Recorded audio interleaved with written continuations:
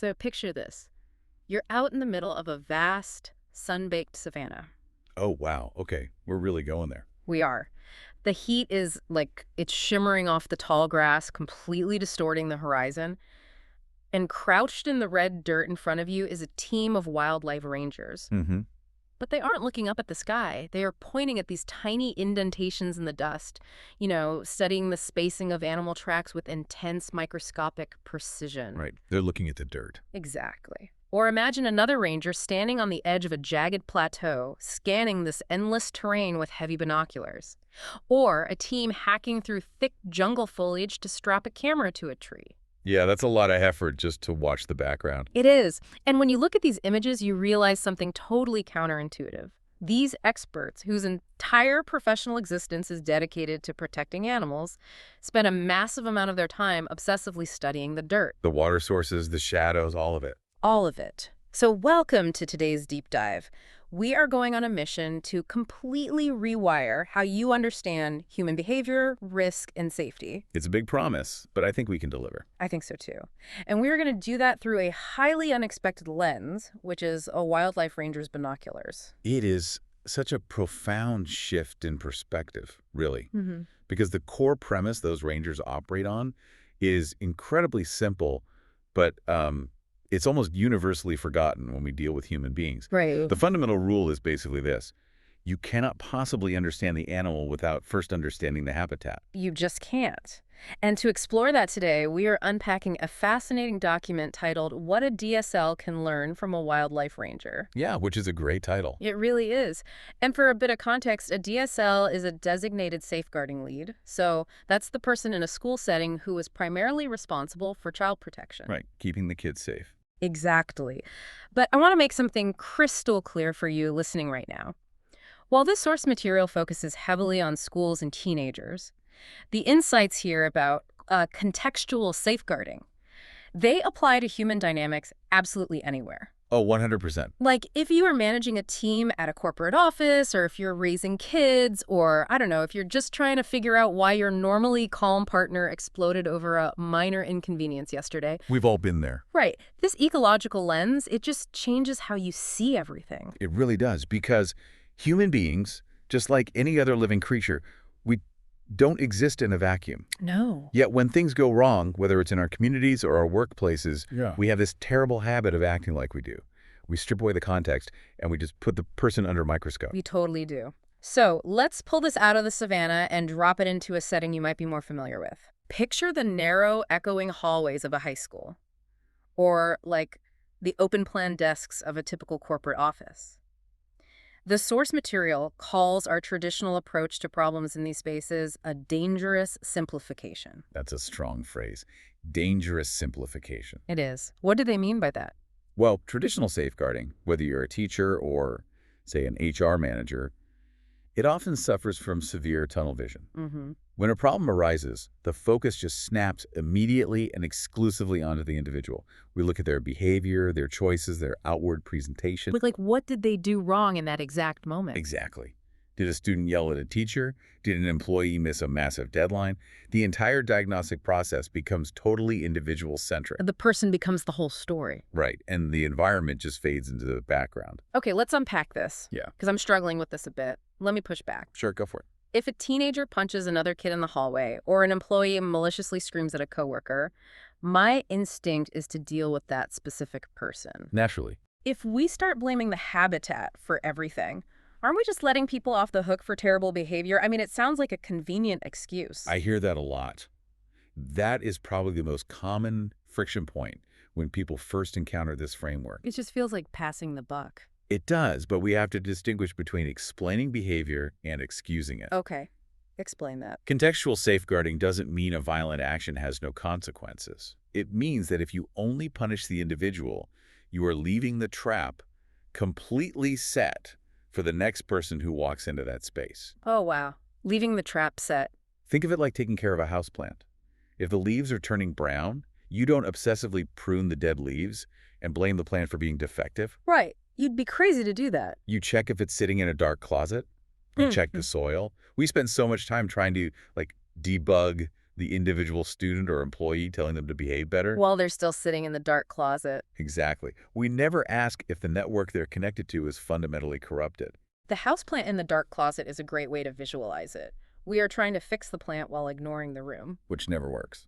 So a DSL, just like a ranger, has to force their gaze outward. They have to ask, what environment is this person navigating? Right. What influences are actively shaping their behavior? We have to figure out where the risk is located around them, rather than just assuming the risk is this permanent internal flaw located entirely within them. Which brings us to a major conceptual shift. Okay. The source calls it the ranger principle regarding risk. Okay, I like the sound of that. A ranger inherently knows that danger is rarely inherent in the animal itself. Like, a zebra isn't in danger simply because it exists. Right. Risk emerges entirely from its interaction with the environment. Right. Where does it go to drink? What time of day is it moving? What predators are sharing that specific patch of tall grass at dusk? Exactly. It's the friction between the subject and the surroundings. Because a zebra on an open plain at noon is perfectly safe. But that exact same zebra at a watering hole at midnight is in extreme danger. The animal didn't change at all, the context did. And if you translate that to a human context, specifically safeguarding a student, risk is almost never just who the child is. So what is it? Risk is peer-driven, it's location-based, it's time-dependent, and crucially today, it is digitally mediated. So a kid who is perfectly fine in one scenario could be in severe danger in another without changing a single thing about their core personality. Exactly. Consider a student who is completely safe, engaged, thriving in their structured math class. The environment is predictable, right? Sure. But then the bell rings, and they step out into an unsupervised physical space, say a secluded stairwell or the far edge of the playing fields. And suddenly risk emerges. Right. Or they enter an unsafe peer group where social currency means you have to take dangerous physical risks. Oh yeah, peer pressure is a huge environmental shift. Or perhaps most commonly now, they go home, shut their bedroom door, and enter an online environment that dramatically amplifies their vulnerability. Wow. The risk did not live inside the child. It lived in the habitat they walked into. The document takes this idea of environmental risk and applies it directly to how we judge behavior. And this, honestly, this completely blew my mind. It's a game changer. Because rangers out in the wild, they don't label animal behavior as good or bad. A ranger never looks at a lion hunting and says, that lion is being malicious. No, of course not. They don't look at a herd of elephants suddenly stampeding and say, oh, they're being defiant. Right. They simply ask, what is driving the behavior? What environmental conditions are forcing this action? And here's where it gets really interesting. The source material distills this into what they call a professional truth. I love this part. Behavior is often a rational response to an irrational environment. It's so true. I want everyone listening to let that sink in. Behavior is often a rational response to an irrational environment. Because we deal with irrational behavior all the time, right? Constantly. From our kids, from our colleagues, even from ourselves. It completely flips the traditional script of leadership and discipline. How so? Well, when a DSL sees behavior that looks like aggressive defiance, or sudden isolation, or extreme risk-taking, the traditional approach is to isolate the individual. Right. Give them detention, suspend them. Exactly. But through the ecological lens, you have to consider that this behavior might actually be adaptation. It might be basic survival. Let's break that down. How does aggression equate to survival in a normal school hallway? Okay, so if a student is acting out aggressively, pushing people away, acting untouchable, that might be the only rational way to protect themselves in a highly toxic peer environment. Oh, I see. If showing any form of vulnerability instantly makes you a target, you're going to puff yourself up to avoid being prey. That makes total sense. What about the opposite? Conversely, if a child is withdrawing completely, refusing to speak or participate, that might be a perfectly rational adaptation to an environment that is overwhelmingly chaotic and loud. So they're just camouflaging themselves. Exactly. Yeah. Whether that chaos is at home or in the classroom, withdrawing is their camouflage. But if the environment is the key driver of all this behavior, that presents a massive practical problem. How do you mean? How do we actually see an environment we aren't living in? A DSL isn't a teenager. A corporate manager isn't living the daily, minute-by-minute workflow of their entry-level team. That's the challenge. You have to map it. Map it. Yeah, we are moving into the cartography of a student's life.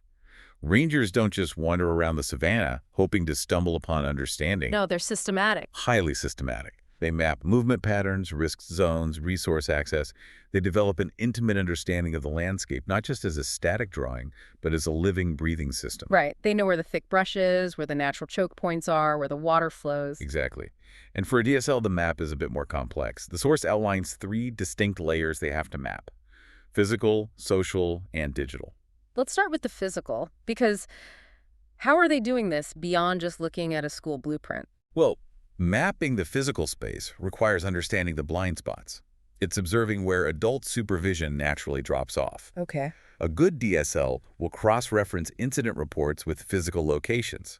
They find the specific stairwell where the security camera doesn't quite reach the landing. Ah, so they look for the shadows. Right. They map the exact bus route where bullying spikes because there's only one driver for 60 kids.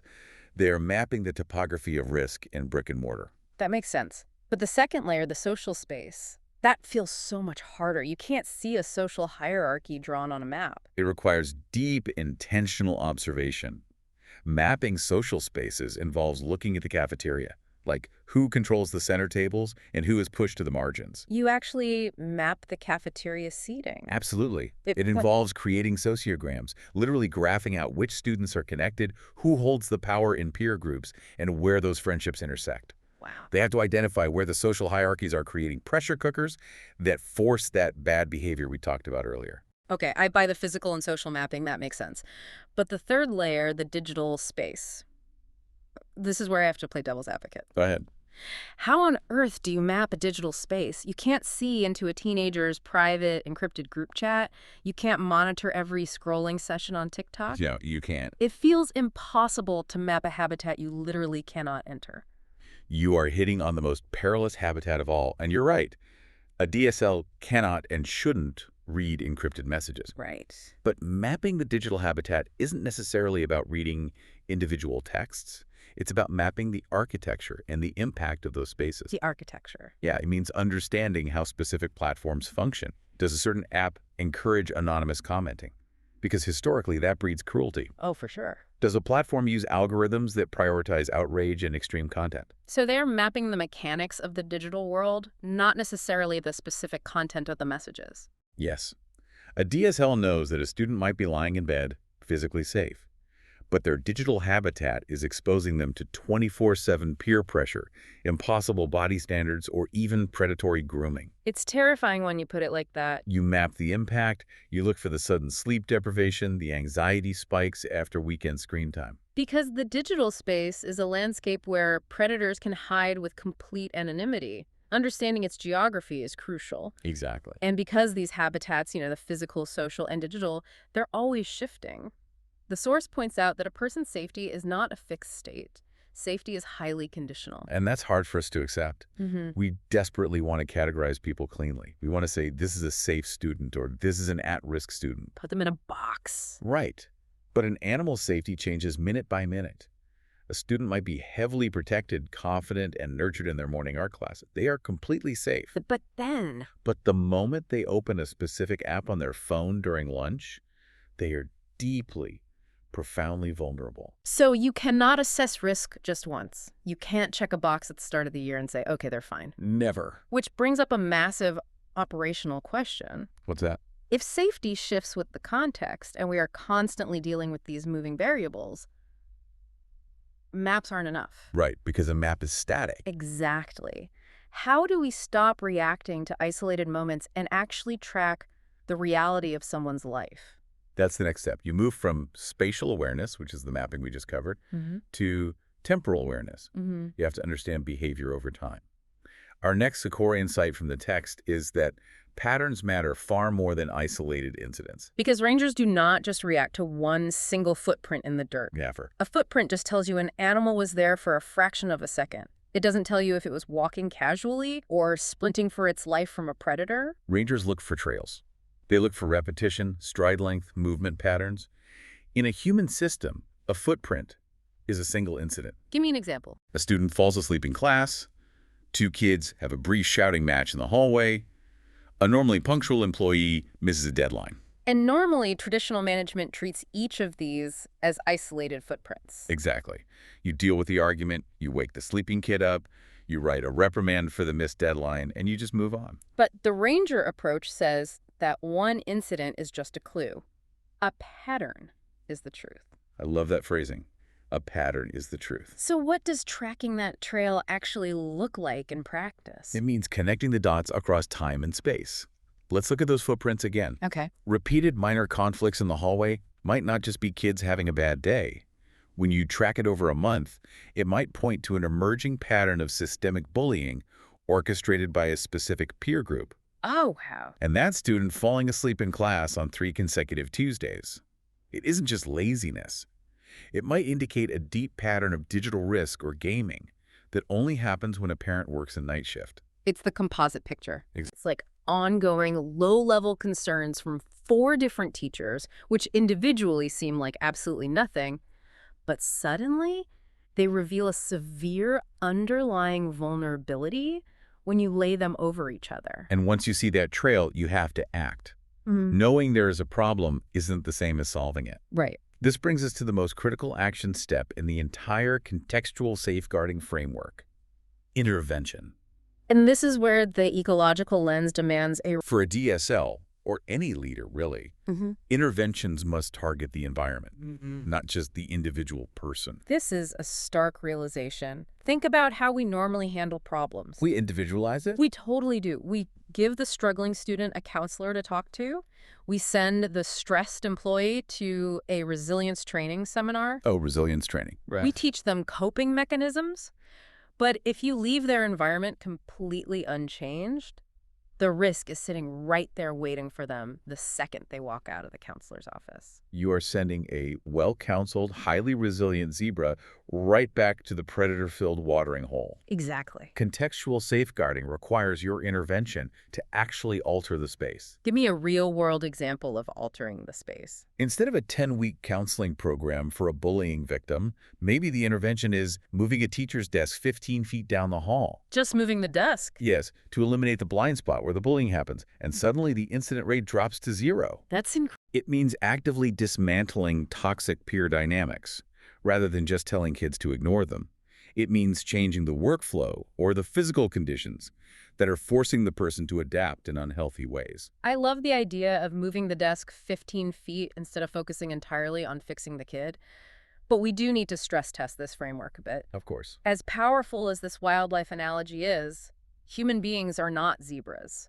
And a school or a corporate office is not the Serengeti. No, it's not. And the source material is very upfront about this. They include a section explicitly called the honest bit, where the wildlife ranger analogy breaks down. I appreciate that they included that. So where does it break down? Human systems have a fundamentally different level of complexity, mostly because of agency. Right. People make active choices. They aren't purely instinctual creatures. Exactly. And unlike a bounded wildlife reserve, environments in the human world are open systems. Which means what, practically? A school cannot fully control what happens in a kid's home. A manager cannot control what an employee experiences on the open internet over the weekend. So what does this all mean? If we can't control the habitat, what are we doing? Well, this limitation defines the role of the professional in these systems. A wildlife ranger is ultimately an observer of natural systems, right? Yeah. They have limited direct influence, and their primary goal is to study behavior and let nature take its course, only stepping in for major conservation efforts. But a DSL, or a leader in a human organization, works in complex constructed social systems. They are actively responsible for the outcome. Exactly. They aren't making a nature documentary. You can't just be a neutral observer taking notes on a clipboard while a kid gets metaphorically eaten by a lion. No, you have a moral and professional obligation to intervene. Safeguarding is not an observational science. It requires decisive action. And this is where the source introduces the leadership layer, right? Yes, it is about moving from a fascinating theoretical understanding of habitats to actually building a contextual safeguarding culture. What does that culture look like? Leadership must actively manage environments, not just react to the individuals stumbling through them. And building that culture requires asking a very specific system-level question during every meeting, every disciplinary hearing, and every strategic planning session. Yes, it's the defining question. Are our conversations focused on the individual, or are they focused on the environment shaping the individual? If your management team is spending 90% of their time discussing what's wrong with a specific person, Yeah. their attitude, their work ethic, their behavior, Then the culture hasn't shifted yet. right. A strong safeguarding culture ensures that context is the foundation of the conversation. Interventions must be designed to make the habitat safer and more functional for everyone. Exactly, rather than just trying to toughen up the individual to survive a toxic habitat. This is such a profound shift in how we view responsibility. We've moved from blaming the animal to studying the habitat. We've learned that we need to look past the single footprint to track the whole trail over time. It's all about the patterns. We've realized that mapping the physical, social, and digital spaces is the only way to understand dynamic risk. Because context is always shifting. And most importantly, we've seen that shifting the environment, literally moving the desk, changing the workflow, is vastly more effective than just trying to debug the individual in isolation. Absolutely. Whether you are a DSL trying to keep hundreds of teenagers safe, a manager trying to reverse a massive spike in teen burnout, or a parent trying to understand a sudden baffling change in your child's mood. Applying this ecological lens alters everything. It moves you away from reflexive judgment and toward genuine structural understanding. It puts the responsibility on us as leaders and community members to intentionally curate the spaces we share. It takes the pressure off the individual as the sole source of the problem and forces us to look at the water they are swimming in. Well said.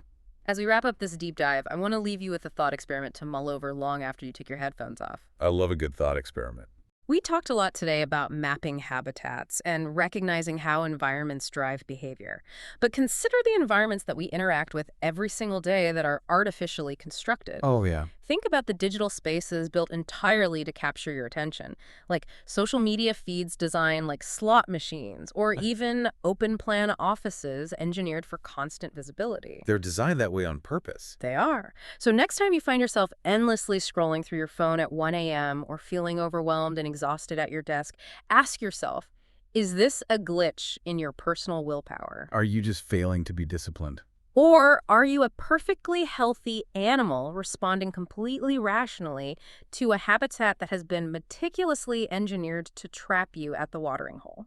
That's a powerful question. Keep your eyes on the terrain, put the binoculars down, and look at the dirt. We'll catch you on the next one.